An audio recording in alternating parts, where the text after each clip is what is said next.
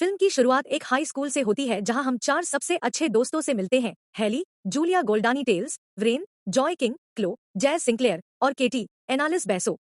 वे लड़कों के एक समूह से यह पूछने के लिए संपर्क करते हैं कि वे उस शाम क्या कर रहे हैं, लेकिन वे लड़कियों को बताते हैं कि यह सबसे बड़ा रहस्य है। व्रेन उस रात क्लो के साथ केटी के घर जाने के लिए हेली को उठाता है। वे उसके तहखाने में घूम रहे हैं जबकि उसके पिता केविन चैपमैन नशे में धुत हैं। फिर लड़कियां चर्चा करती हैं कि लड़के स्लेंडर मैन जेवियर बोटेट को बुलाने की कोशिश कर रहे हैं, जो इंटरनेट के माध्यम से जाना जाने वाला एक राक्षस है जो बच्चों को ले जाता है।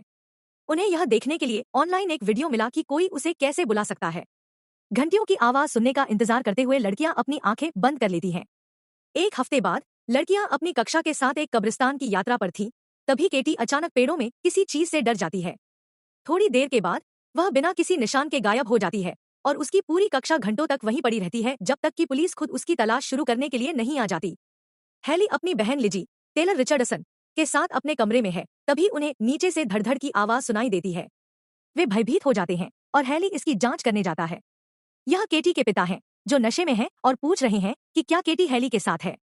वह क्रोधित हो जाता है और हैली पर केटी को किसी गुप्त व्यवसाय में धकेलने का आरोप लगाता है और वह हैली पर हमला करने की कोशिश करता है। पुलिस आती है और केटी के पिता को गिरफ्तार कर लिया जाता है। जैसे ही हैली के माता पिता बाहर हैं और उसके पिता उस पर चिल्ला रहे हैं, हैली व्रेन और क्लो के साथ जांच करने के लिए केटी के घर जाती है। व्रेन केटी के पिता का ध्यान भटकाता है जबकि बाकी दोनों पीछे से चुपचाप अंदर आ जाते हैं। वे केटी के कमरे में जाते हैं और उसका लैपटॉप ले लेते हैं। उनके जाने के बाद वे लैपटॉप में देखते हैं और अन्य लोगों के वीडियो पाते हैं जिन्होंने स्लेंडर मैन का सामना किया है। लड़कियों ने केटी के संदेश पढ़े और देखा कि वह एली कैट 93 हैंडल से किसी से बात कर रही थी। केटी उसे संदेश भेज रही थी कि स्लेंडर मैन से कैसे निपटना है। इसके बाद हेली ने एली कैट 93 से दोबारा बात की और पूछा कि केटी को वापस पाने के लिए वे क्या कर सकते हैं, और उसने जवाब दिया कि उन्हें वह चीज छोड़ देनी चाहिए जो उनके पास है और जो उनके लिए प्रिय है। लड़कियां स्लेंडर मैन को निजी वस्तुएं देने के लिए जंगल में जाती हैं। व्रेन स्लेंडर मैन पर शोध कर रही है और वह अन्य दो लोगों से कहती है कि वे आंखों पर पट्टी बांध लें और कुछ भी सुनने पर भी उन्हें न हटाएं। निश्चित रूप से क्लो ने उसे उतार दिया और जब उसे लगा कि उसने स्लेंडर मैन की आवाज सुनी है तो वह चिल्लाती हुई भाग गई। वह तब तक दौड़ती रहती है जब तक वह वास्तव में उसके संपर्क में नहीं आ जाती। जब हैली और व्रेन उसे ढूंढते हैं तो क्लो बहुत शांत दिखाई देती है और दावा करती है कि उसने अभी अभी एक जूता खोया है। जल्द ही क्लो ने कक्षा में आना बंद कर दिया। घर पर वह अपने फोन पर एक वीडियो देखती है जिसमें कोई उसके घर से गुजर रहा है। पतला आदमी उसके कमरे में आता है और उसका गला घोटना शुरू कर देता है, लेकिन जब वह शीशे में देखती है तो उसके अपने हाथ उसके गले पर होते हैं। व्रेन और हैली बाद में क्लो के घर जाते हैं और उसकी आंखें धंसी हुई दिखाई देती हैं।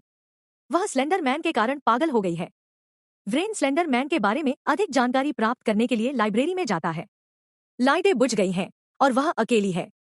वह अपने फोन पर टॉर्च चालू करती है और स्लेंडर मैन को छाया में छिपा हुआ देखती है। वह उसके पास जाता है और उसे छूता है, जिससे व्रेन का चेहरा गायब हो जाता है। वह तब तक दौड़ती रहती है जब तक कि अचानक उसकी मुलाकात लाइब्रेरी के किसी कर्मचारी से नहीं हो जाती और वह एक बार फिर सामान्य दिखने लगती है। हॉली से उसका क्रश टॉम, एलेक्स फिट्जलान, यह देखने के लिए संपर्क करता है कि क्या वह बाहर घूमना चाहती है। जब वह उससे बात करता है, हैली सोचती है कि वह झाड़ियों में स्लेंडर मैन को देखती है। हॉली के टॉम के साथ घूमने और उनके स्लेंडर मैन मुद्दे को टालने को लेकर व्रेन और हॉली के बीच बहस होती है। हॉली उस रात टॉम के घर जाती है जहां वे संबंध बनाने की कोशिश करते हैं, लेकिन हॉली स्लेंडर मैन के बुरे सपने देखकर घबरा जाता है। हैली के घर पर लिजी को एक बड़ा पैनिक अटैक आता है और उसे अस्पताल में भर्ती कराया जाता है। वह हैली से चिल्लाती है, उसका कोई चेहरा नहीं है, जिसका अर्थ है कि उसने स्लेंडर मैन भी देखा है। हैली लिजी के लैपटॉप में देखती है और देखती है कि व्रेन उसे स्लेंडर मैन के साथ संपर्क बनाने के लिए जंगल में ले गया था। हैली व्रेन से भिड़ने के लिए उसके घर जाती है। दरवाजा खुला है, इसलिए वह व्रेन के कमरे में जाती है और उसे स्लेंडर मैन के पीड़ितों के बारे में बहुत सारी जानकारी मिलती है। उनमें से एक जिसे पागल कर दिया गया था उसका नाम एलिसन रिले एली कैट 93 था। हैली को पता चलता है कि व्रेन खिड़की से बाहर कूदने वाला है, लेकिन हैली उसे वापस अंदर खींच लेती है। लिजी के साथ जो हुआ उसके लिए रेन दोषी महसूस करती है, लेकिन वह हैली को बताती है कि लिजी स्लेंडर मैन में दिलचस्पी लेकर उसके पास आई थी। व्रेन हैली से कहता है कि उसे उनका सामान नहीं चाहिए, वह उन्हें चाहिए। फिर स्लेंडर मैन अपने जाल से व्रेन को उसकी खिड़की से खींचता है। हैली स्लेंडर मैन का सामना करने के लिए जंगल में भागती है।